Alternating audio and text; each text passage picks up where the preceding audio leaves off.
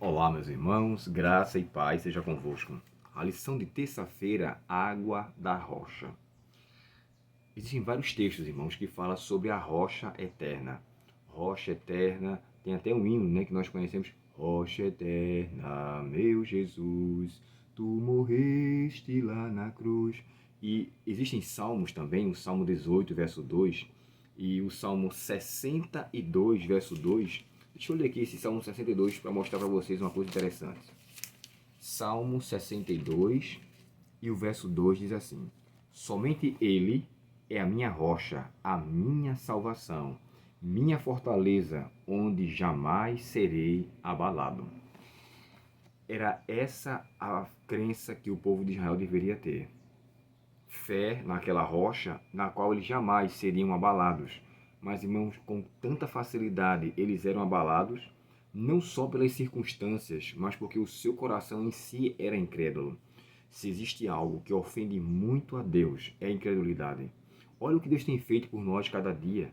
Olha como Ele tem sido maravilhoso e bondoso. O problema é que o ser humano quer que tudo na sua vida esteja bem. Mas aqui nesse mundo, nesse lugar de pecado onde estamos, nunca iremos usufruir de uma vida plena de felicidade. Estaremos ainda passando por altos e baixos. E graças a Deus por esses altos e baixos. Porque é através dessas dificuldades que elas devem despertar em nós mais confiança em Deus. E não ter um testemunho contrário. Era o que o povo, na verdade, deveria fazer. Uma coisa que me chamou muita atenção, Paulo, quando fala sobre a expressão da rocha, em 1 Coríntios 10, verso 4, ele fala que a rocha era Cristo. E o próprio texto de Êxodo, no capítulo 17 e o verso 6, ele fala que ele estava ao lado de Moisés. Eu iria ao seu lado. Cristo estaria ao lado de Moisés. Quando ele bate na rocha, ele fere a rocha, e a rocha, que era ele, e ali no sentido metafórico, ela brotou. É de Cristo que vem a água da vida. Irmãos, tinha ali cerca de mais de 1 milhão de pessoas. Só de homens eram 600 mil, fora as mulheres e crianças. Imagina a quantidade de água para alimentar todo aquele povo. Era muita água mesmo que deveria fazer, que deveria suprir. Jorrou ali. E então, Moisés agora mostrando ao povo a dificuldade. Eu queria que vocês lessem depois o Salmo 78. O Salmo 78, eu separei aqui uns versos, especificamente os versos 20, 24, 27, esses aí falam sobre a chuva das aves, né? Ou seja, as codornizes que alimentou o povo junto com o maná na lição de ontem. Mas aqui chega a descrever, eu vou ler com vocês o Salmo, acho que é o verso 15 e 16. 78, deixa eu ler aqui com vocês para ficar mais claro. 78, o verso 15 diz assim, ó: Durante o dia ele o guiava com a nuvem, durante a noite com o fogo. No deserto partiu as rochas para lhes dar água, como que jorra de um manancial. Da pedra fez brotar riachos e correr água como um rio. Salmo 78, verso 14 a 16. Sabe o que me chama a atenção? Os salmos são muito ricos em cânticos que fazem lembrar o povo da beneficência de Deus. E eu gosto de titular nessa lição os 5 P's de Deus. P's que era o que P's que tinham a ver com atributos de Deus, e P com que tem a ver da incredulidade do povo. O mesmo P que era para Deus era o contrário para com o povo. Em que sentido?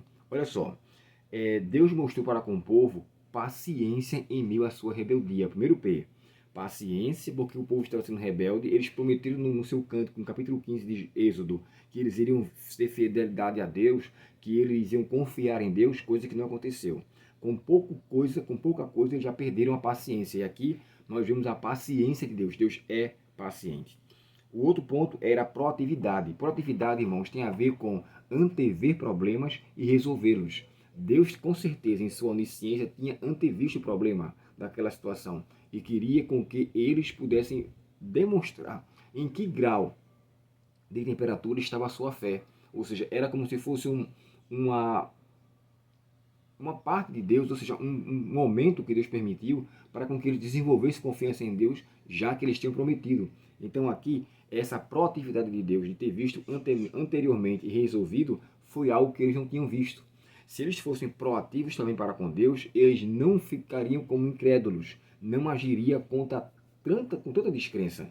Mas eles não, vamos confiar que Deus vai prover. Eu não vou prover, mas eu vou confiar que Ele vai fazer. também seria a proatividade da parte deles. O terceiro P que eu poderia colocar aqui era o poder de Deus. Deus em seu poder poderia fazer qualquer coisa.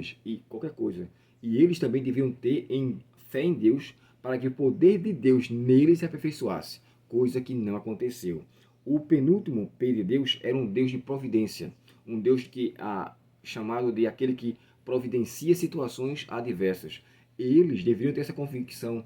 Deus é a minha providência. Não vou reclamar, não vou murmurar, não vou argumentar. Ele é a minha providência. Deus de fato era, mas o povo não agiu com Deus como com providência. E o final, um Deus de proteção.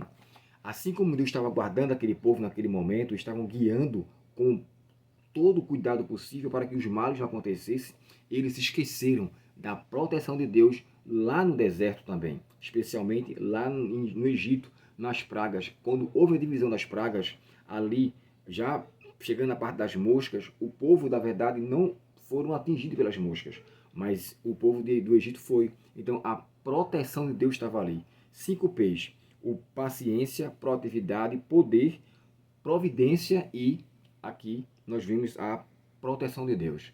Irmãos, que esses atributos de Deus sejam nossos pela fé. Confie no poder de Deus, na paciência de Deus, confie na proatividade de Deus, na sua proteção e, acima de tudo, da sua maravilhosa maneira de prestar serviço a todos nós. Deus é muito bondoso, irmãos, mas é muito bondoso. A nossa maldade é que deixa Ele triste e que nos afasta dele. Que Deus nos livre de tão grande incredulidade. Vamos orar? Querido Pai Celestial, obrigado, Senhor, porque o Senhor faz coisas impossíveis e as tuas impossibilidades realizadas é para nos mostrar o grande Deus que é o Senhor. Perdoa-nos quando às vezes com pequenos problemas nós desconfiamos de Ti, Senhor. Dá-nos a Tua bênção, a Tua direção e permanece em nossa vida por Jesus. Amém. Deus te abençoe, que Ele te conceda um ótimo dia em sua presença e até o próximo estudo, se Deus quiser. Até logo.